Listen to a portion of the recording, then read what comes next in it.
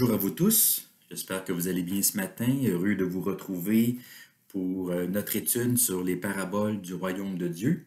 Depuis quelques semaines, en effet, nous examinons ensemble plusieurs paraboles de Jésus que nous appelons les paraboles du royaume et que nous retrouvons dans l'évangile de Matthieu au chapitre 13. Matthieu, dans ce chapitre, nous rapporte 7 ou 8 paraboles de Jésus. Et jusqu'à maintenant, dans notre série, nous avons vu les deux premières paraboles, celle du semeur et celle de l'ivraie. Deux magnifiques paraboles très riches en enseignements, tant sur le plan spirituel que théologique. Ce matin, nous allons nous attarder sur la parabole de la graine de moutarde. Une parabole beaucoup plus courte que les deux premières, mais vous allez voir, dont le sens, le message n'en est pas moins intéressant ni retentissant. Alors, prenons le temps de lire cette parabole que nous retrouvons dans Matthieu, chapitre 13, les versets 31 et 32. Il leur proposa une autre parabole, et il dit, le royaume des cieux est semblable à une graine de moutarde qu'un homme a pris et semé dans son champ. C'est la plus petite de toutes les semences. Mais, quand il a poussé, il est plus grand que les légumes et devient un arbre, de sorte que les oiseaux du ciel viennent habiter dans ses branches. Alors, c'est la parole de Dieu pour nous aujourd'hui, que le Seigneur puisse bénir sa parole et toucher notre cœur. Amen. Le royaume de Dieu est comparé à une graine de moutarde. On appelle aussi cette parabole celle du grain de sénévé. C'est selon les traductions la graine de moutarde ou le grain de sénévé. Le mot sénévé est moins répandu aujourd'hui, mais en botanique, le sénévé désigne une plante dont les graines très petites servent à la production de moutarde. C'est à partir de ces petits grains qu'on produit ce condiment. Alors, que nous dit cette parabole au juste? Quel en est le sens? Bien, pour dégager sa signification, j'aimerais préciser certaines choses. J'aimerais mentionner certains éléments qui pourraient nous aider à mieux la comprendre. Et par la suite, nous pourrons voir comment nous pouvons l'appliquer pour nous aujourd'hui. D'abord, gardons à l'esprit qu'il s'agit d'une parabole sur le royaume de Dieu et non sur l'Église ou sur notre foi. Dans cette parabole, qui apparaît aussi dans l'évangile de Marc et de Luc, il est encore question d'une semence, de quelque chose qui est semé, planté en terre. Ce n'est pas la première fois que Jésus parle de semence. Dans la parabole du semeur, la semence désigne la parole du royaume, la parole de Jésus, parole qu'il faut accueillir, recevoir et retenir par la foi pour porter ensuite du fruit. Dans la parabole de l'ivraie, cette parabole qui suit celle du semeur, bien, la semence désigne autre chose. Elle désigne les fils du royaume, les disciples de Jésus. Jésus sème sa parole et ceux et celles qui la reçoivent deviennent les fils du royaume. Et ici, dans cette parabole, celle de la graine de moutarde, la semence désigne le royaume de Dieu, ce royaume que Jésus prêche et enseigne. C'est le royaume de Dieu lui-même qui est comparé à une graine de moutarde. Alors, il n'est pas question de l'Église, ici, qui est petite, qui grandit dans le monde et qui devient grande, qui s'étend partout. Il n'est pas non plus question de notre foi, qui, petite au départ, est appelée à croître pour devenir plus grande jusqu'à déplacer les montagnes. Non, il est question du royaume de Dieu qui arrive avec Jésus. Bien sûr, tous ces éléments sont reliés entre eux. Il y a un lien entre le royaume de Dieu, l'Église et notre foi. Le royaume de Dieu, c'est le règne de Dieu, l'exercice de sa souveraineté et de sa puissance. L'Église, c'est le peuple du royaume, les fils du royaume, c'est le peuple sur lequel Dieu règne. Si Dieu est roi, il règne quelque part, il règne sur un peuple. Et la foi, c'est avoir confiance dans la parole de Jésus, qui est parole du royaume. Les évangiles nous invitent à placer notre foi en Jésus et à accueillir le royaume qu'il annonce. Alors oui, tous ces éléments sont reliés entre eux, mais la parabole concerne d'abord le royaume de Dieu pas l'Église ou notre foi, ou encore la vie chrétienne ou notre croissance spirituelle. Du moins pas directement, par ricochet peut-être, mais pas directement. Je prends la peine de le préciser car ailleurs dans l'évangile de Matthieu, Jésus va comparer notre foi à une graine de moutarde. Mais là, le contexte est différent. C'est au chapitre 17, au verset 20, Jésus va dire, « Je vous le dis en vérité, si vous aviez de la foi comme une graine de moutarde, vous diriez à cette montagne, transporte-toi d'ici là, et elle se transporterait. Rien ne vous serait impossible. » Alors oui, la graine de moutarde ou le grain de sénévé peut désigner notre foi, la foi des croyants, mais comme je l'ai dit à ce moment-là, le contexte est différent. Ici, dans la parabole, c'est le royaume de Dieu qui est comparé à une graine de moutarde, pas nous, l'Église ou notre foi. C'est le royaume de Dieu qui fait son entrée dans le monde comme une petite graine via la vie et le ministère de Jésus. Ensuite, cette parabole se fait l'écho d'une expression proverbiale, une expression populaire à l'époque qui concerne le grain de sénévé. Remarquez que Jésus dit que cette semence qu'un homme a pris et semé dans un champ, il dit que c'est la plus petite de toutes les semences, la plus petite de toutes les semences. Étonnamment, certains ici ont cherché à discréditer la Bible en disant que Jésus s'est trompé.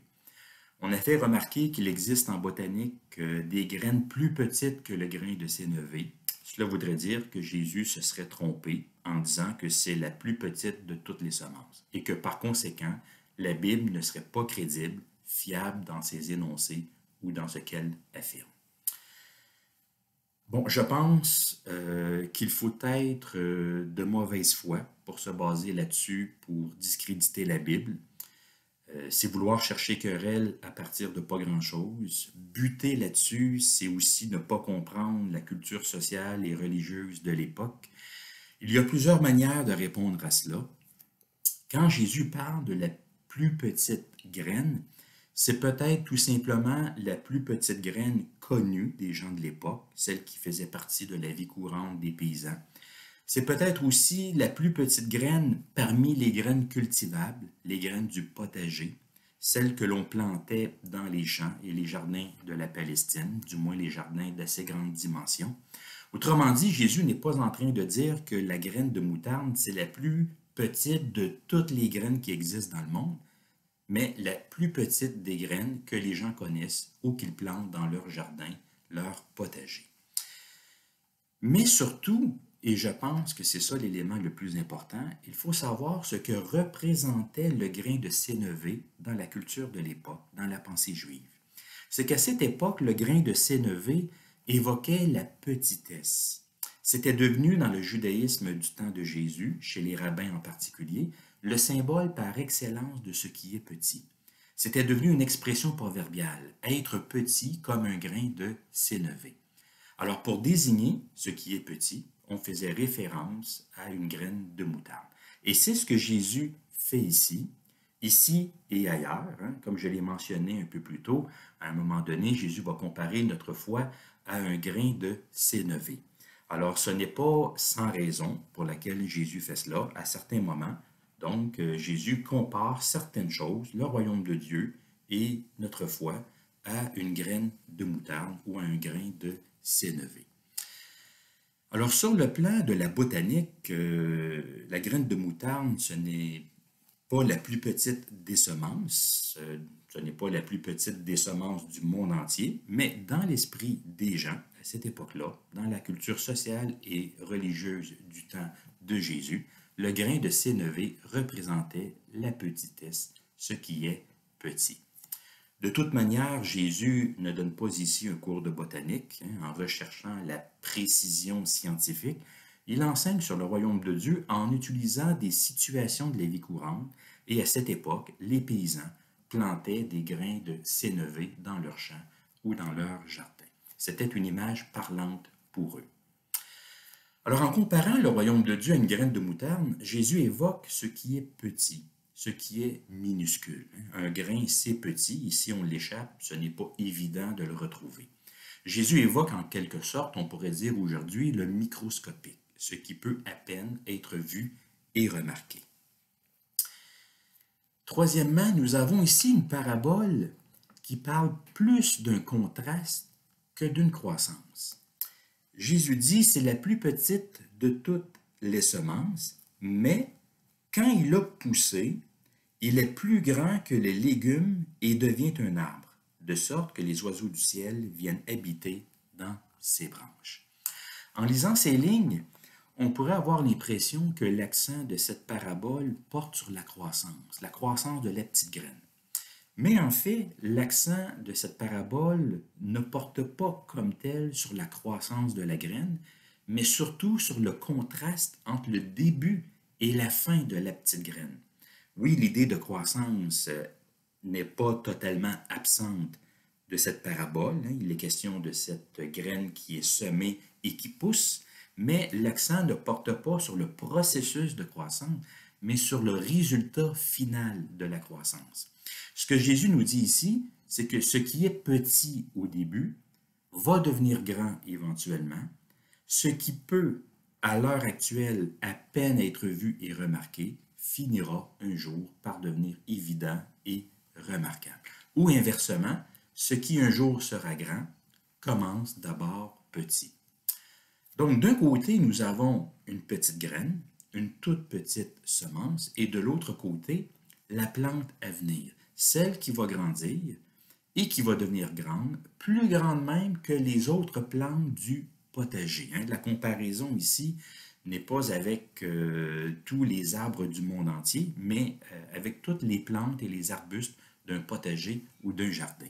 La petite graine va devenir un arbuste, un petit arbre de 6 à 9 pieds de haut. Certains disent même plus, jusqu'à 12, voire 15 pieds de haut, si les conditions sont bonnes et favorables. Mais quoi qu'il en soit, cet arbre est assez grand pour devenir un abri, un refuge, un lieu d'habitation pour les oiseaux. Alors c'est vraiment intentionnellement que Jésus choisit cette image pour nous parler du royaume de Dieu. Jésus cherche à établir un contraste entre le petit et le grand. Il évoque la différence entre le maintenant et le plus tard, entre le début et la fin. Cela veut dire que le royaume de Dieu commence petit dans le temps présent. Il passe même inaperçu. Il est à peine visible à l'œil nu. Il ne frappe pas les regards. Plusieurs ne le remarquent pas. Il semble insignifiant, ne pas accomplir grand-chose. Pourtant, nous dit Jésus, ce royaume, il est bien là. Il est semé, planté dans le monde, tel une petite graine. Et ce royaume est peut-être petit, il semble peut-être insignifiant aux yeux des hommes, mais il a tout de même un grand pouvoir de croissance et d'attraction. Il finira par englober une multitude de gens, une grande foule, même si peu semblent répondre au message du royaume au tout début du temps de Jésus. C'est probablement là l'idée qui est sous-entendue par la mention de ces oiseaux du ciel qui viennent habiter dans ses branches. Parce que cette expression-là, vous savez, les oiseaux du ciel qui viennent habiter dans ses branches, c'est une expression qui a des antécédents bibliques. C'est une phrase qui revient à plusieurs reprises dans l'Ancien Testament pour désigner un grand nombre de personnes, une grande foule, même pour désigner des non-juifs qui viennent en grand nombre à Jérusalem. C'est une expression qui apparaît chez les prophètes Daniel, le prophète Ézéchiel, et aussi dans les psaumes. Alors, si c'est le cas, si cette expression désigne une grande foule, un grand nombre de personnes, un grand royaume, alors il y a lieu probablement de faire un rapprochement entre les oiseaux du ciel et les croyants du monde entier.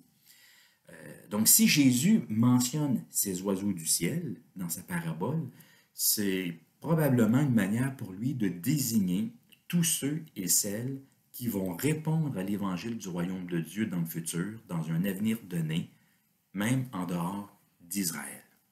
Alors ça, c'est un encouragement pour nous parce que ça montre que malgré sa petitesse, malgré son apparente faiblesse, malgré la fragilité du royaume de Dieu dans le monde, Ce royaume va attirer des hommes et des femmes à lui.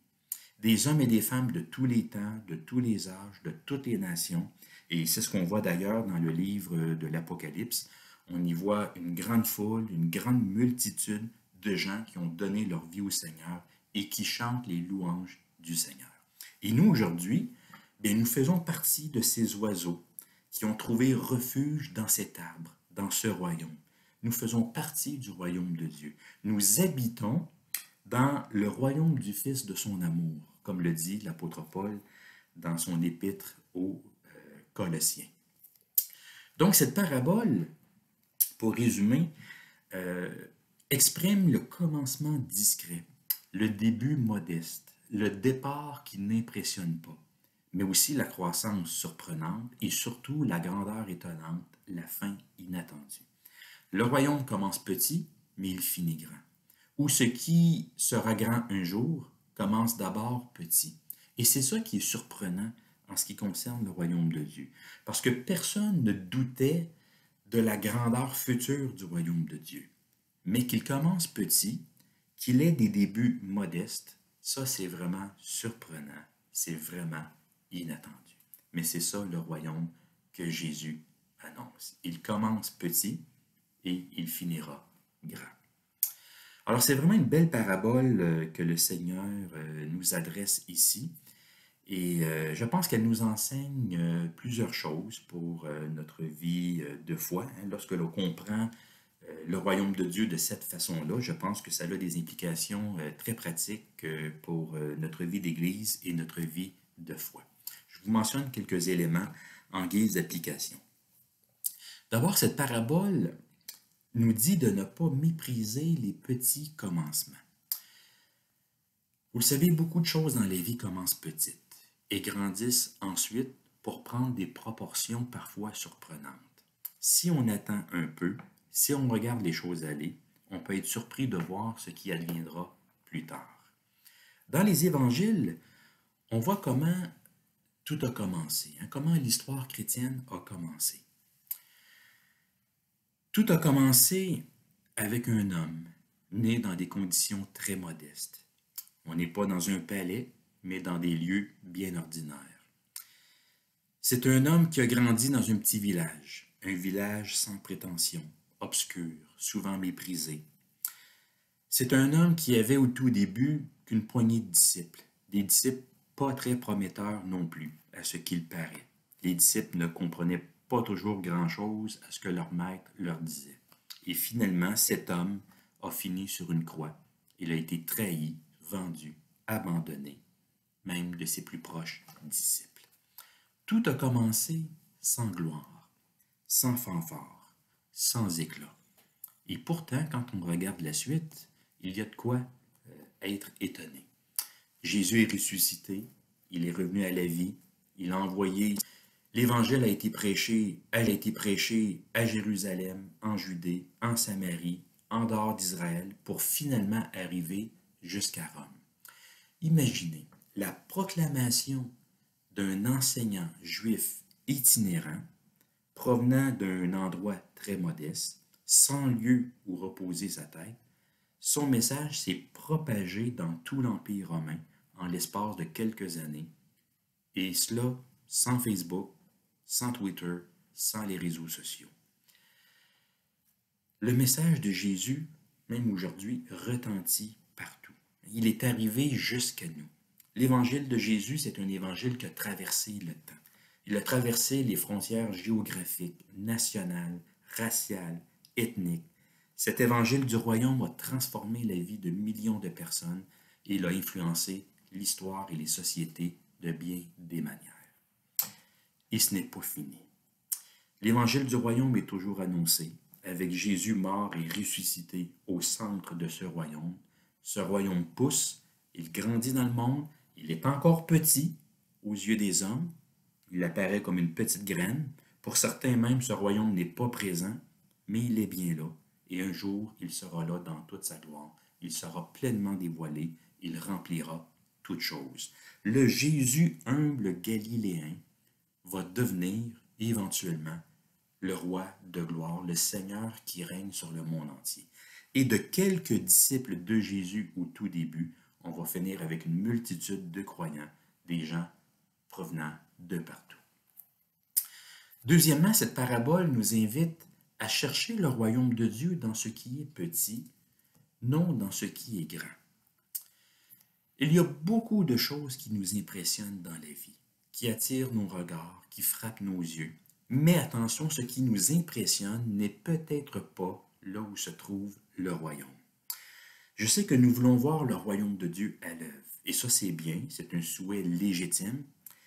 Le problème, c'est que notre nature humaine, notre condition d'homme et de femme déchus, nous amène parfois à déformer notre évaluation des choses, notre évaluation de la spiritualité, de la grandeur et de la réussite. Nous pensons trouver le royaume dans ce qui est grand, dans ce qui est gros, dans ce qui est visible, dans ce qui nous éblouit, dans ce qui grandit vite, dans ce qui donne des résultats rapides. Nous incorporons même dans l'œuvre du royaume et dans l'Église des valeurs qui proviennent du monde ambiant, des valeurs axées sur la productivité, la rentabilité et l'efficacité à tout prix. Mais pourtant, cette parabole nous rappelle que pour voir le royaume de Dieu, nous n'avons pas à chercher dans ce qui est grand, visible et frappant, mais dans les petites choses, dans les petits gestes, dans les petits commencements. Je dirais même dans les croyants eux-mêmes, dans les croyants ordinaires, dans les choses ordinaires. Cette parabole de la petite graine qui est semée, c'est une parabole qui nous invite finalement à redécouvrir la beauté de ce qui est sans gloire, sans éclat, aux yeux des hommes du moins, mais qui est beau et glorieux aux yeux du Seigneur. Troisièmement, cette parabole nous amène à valoriser les petites choses, faites au nom du royaume et dans l'esprit du royaume. C'est la conséquence logique du point précédent. La vie, elle est faite de petits moments, d'une succession de petits gestes et de petits commencements. Une succession de petites choses qui semblent sans importance. Parfois, quand nous faisons de petites choses, nous nous posons la question, qu'est-ce qui va ressortir de tout cela? Qu'est-ce que ça va donner? Un petit geste, un verre d'eau, un morceau de pain, un service ponctuel, une visite à l'hôpital, un transport, une parole réconfortante. Toutes ces choses-là semblent petites, insignifiantes et ne semblent pas toujours donner de grands résultats. Mais qui sait? Qui sait ce qui en résultera? Personne ne peut dire quelle puissance se trouve dans ce qui est petit, caché et discret. Parce que Dieu, c'est celui qui amplifie nos actions. Dieu est celui qui amplifie nos actions, qui leur donne du sens, de l'impact, même si cela nous échappe complètement et totalement. Finalement, cette parabole nous invite comme croyants et Église à ne pas viser le majestueux en ce monde, mais à demeurer modeste dans nos aspirations et prétentions. Avez-vous remarqué que jamais Jésus ne compare le royaume de Dieu à un arbre géant, à un chêne par exemple, ou encore au fameux cèdre du Liban, ces grands arbres qui étaient très connus des Israélites et qui sont même mentionnés à plusieurs reprises dans la Bible. Le cèdre du Liban évoque dans la Bible la grandeur de Dieu, la majesté divine, la gloire du Créateur. Alors pourquoi Jésus n'a-t-il pas comparé le royaume de Dieu à ces arbres-là, au cèdre du Liban? Il me semble que tant qu'à parler de grandeur, pourquoi ne pas choisir un arbre vraiment imposant et majestueux, un arbre qui suscite l'admiration et l'émerveillement? Il y a sans doute plusieurs réponses à cela. La réponse se trouve probablement dans la culture ambiante, dans la pratique de l'époque. Jésus veut parler aux foules, aux paysans, et personne, vous vous en doutez bien, ne plantait dans sa cour, dans son jardin, des cèdres du Liban.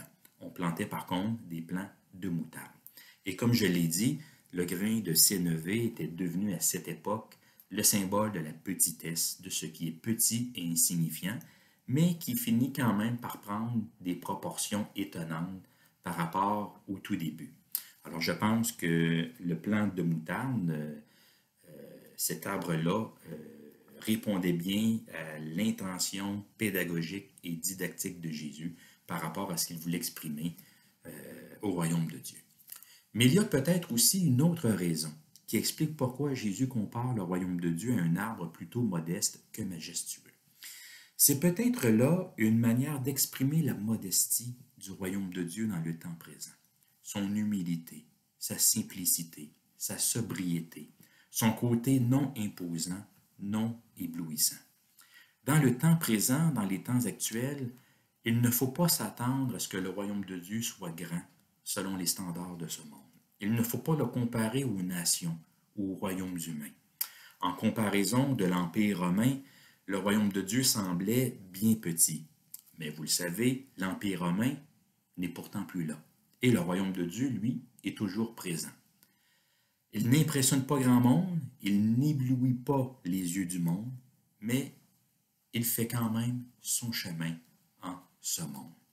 De même, l'Église ici-bas, l'Église peuple du royaume, les fils du royaume, l'Église ne doit pas s'attendre à être vue, reconnue, admirée de tous. Elle ne doit pas s'attendre à devenir grande aux yeux du monde, elle doit plutôt s'attendre à atteindre des proportions bien modestes, à être dans la marge en quelque sorte. Donc l'Église n'est pas appelée à être majestueuse dans le monde, elle est appelée à demeurer modeste, du moins dans ses aspirations et prétentions, en sachant que c'est Dieu lui-même qui va faire aboutir son royaume, qui va l'amener dans toute sa plénitude. Alors c'est vraiment là une belle parabole que le Seigneur nous donne, que le Seigneur nous aide à avoir confiance dans sa parole, qu'il puisse ouvrir nos yeux pour que nous puissions voir son royaume à l'œuvre dans le monde, même si c'est un royaume qui agit de façon discrète, et que le Seigneur aussi, puissions-nous laisser le royaume de Dieu grandir en nous, dans nos vies, et dans l'Église, et même dans le monde à travers nous. Que le Seigneur bénisse sa parole.